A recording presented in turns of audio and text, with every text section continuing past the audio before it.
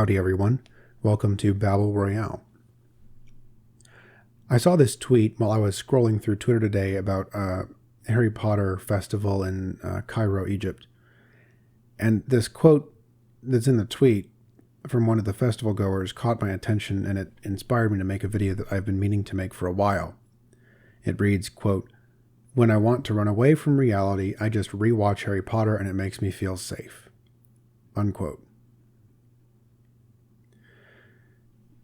The video that I've been meaning to make is about the decline in religion in the West and all over the world and the effect that it has had. And I think that one of the most notable effects that it has had is an increase in interest in religious experiences outside of traditional religions.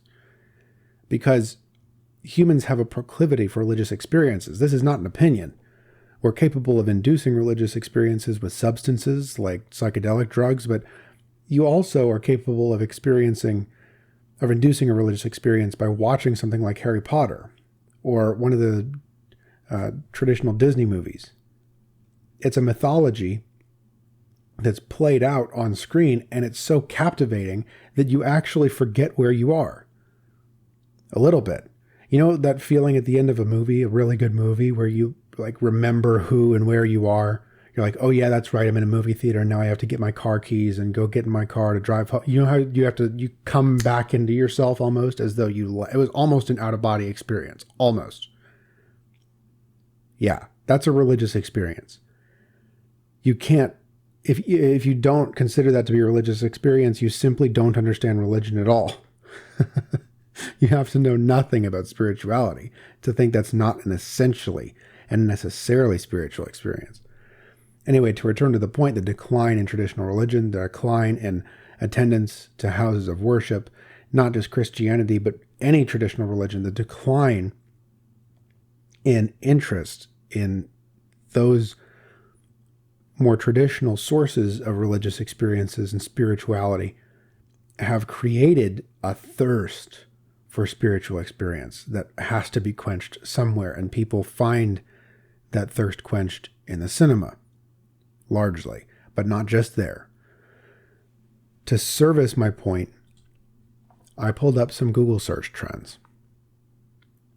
This is a comparison between the trends in Google searches for astrology and the Bible, which I think will serve as a demonstration of how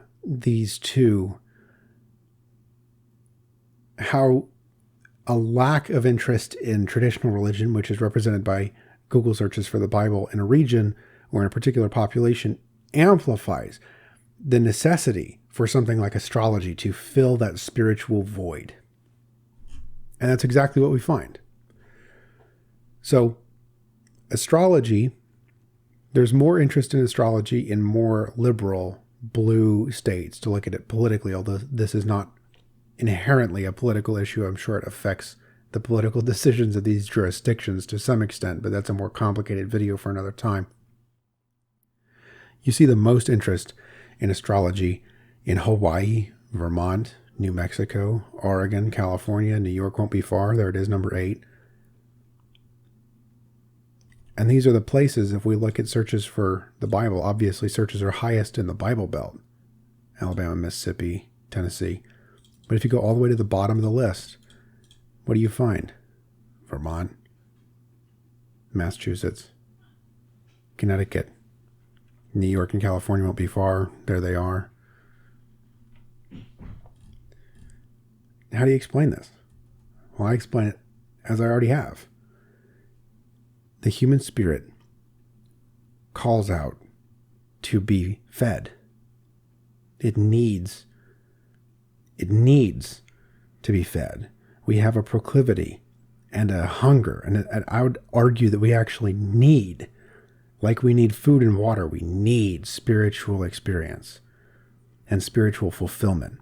And if we don't find it where we should, in church, or to be a little bit more equitable, if we don't find it in a traditional religion that has a morality and a theology that has been developed for thousands of years, which I think is pretty easy to argue it's a better place to find it than something like a novel series, people turn to novel series.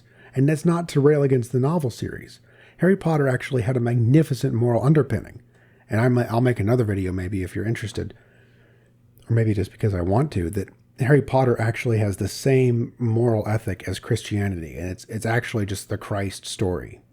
If you look closely, you can see the Trinity. You can see the life, death, and resurrection of Jesus. That's kind of an obvious one.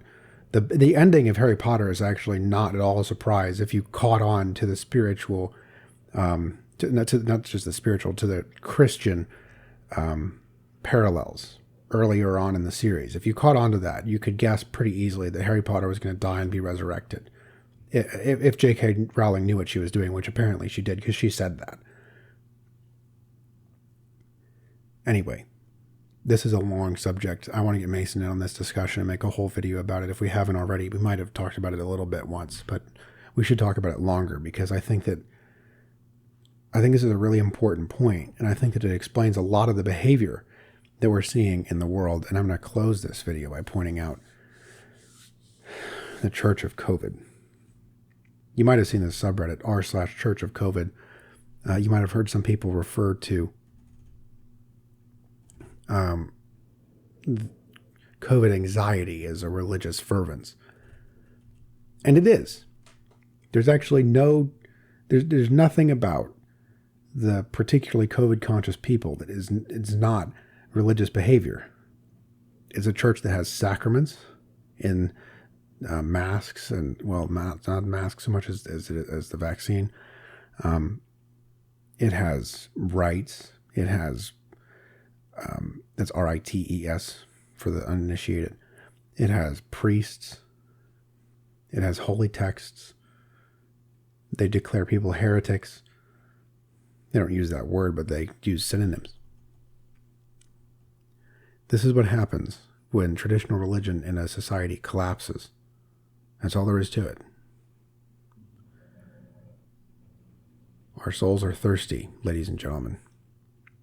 Water them carefully. Find us wherever you find podcasts and on pretty much every social media network. Thanks for tuning in, and Babylon.